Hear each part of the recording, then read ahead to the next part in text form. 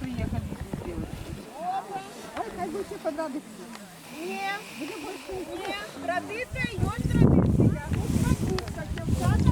Хлопці наблюдали за дівчатами. Напоминаю, хлопці, глядите, которая справнейшая. Худую не берите, она есть мало, и вам не даст. Она и вам не даст есть. Посадят на диету, на траву. На свой вкус выберут, а не так, как ты скажешь, Ирина. Тебе. А что, я хорошая, я студентка. Каждый на свой вкус. С молоком. Ну, еще в таком возрасте, что могу быть и молодой мамой, не обязательно быть старой бабушкой. Да. Что там? Все собрались? Собрали. Ну чого ж ми сюди прийшли? Прийшли, как попросить Бога, как подбухнув землицю, випустив росицю. Даруємо гэтому полю наш кавалочек чорного хліба, завернутий у червону стужку. Как зародила жито, и пшениця, и ячмень, як метлиця. Юрія, устань рано, умийся бело, причешися, приберися, одевай сукню, обувай боты, иди у стайню, седлай коня, да едь у поля, отмыкай землицу, выпускай росицу, на жито, на пшеницу, на всякую долю, да и людям на здоровье. Бога, да не до порога. Поспіваємо, дівчата, псалом наш. Не унивай душа, трошки ближче станемо колективом.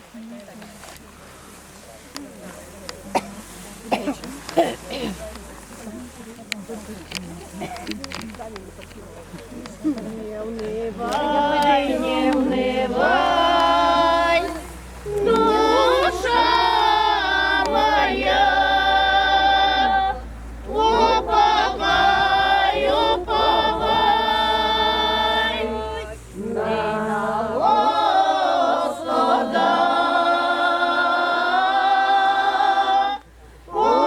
Уповай, уповай на Господа. А ти, Господи, услышь меня. Ой, кого ты сошлешь на помощь мою.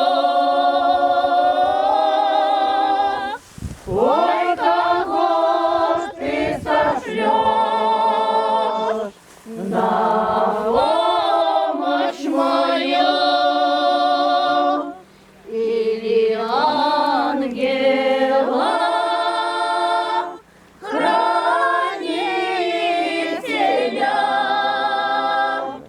или Иоанна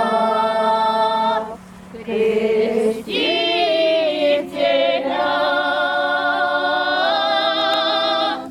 или Иоанна Крестителя, или мать свою, владычицу, или созойдешь, владыка мой,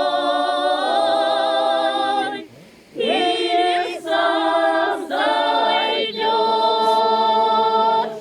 владыка мой, а я овца твоя, заблудшая, я твоего стада, оставшая,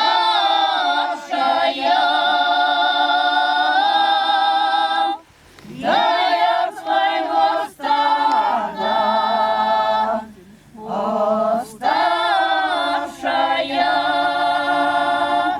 а я в царстве твоем.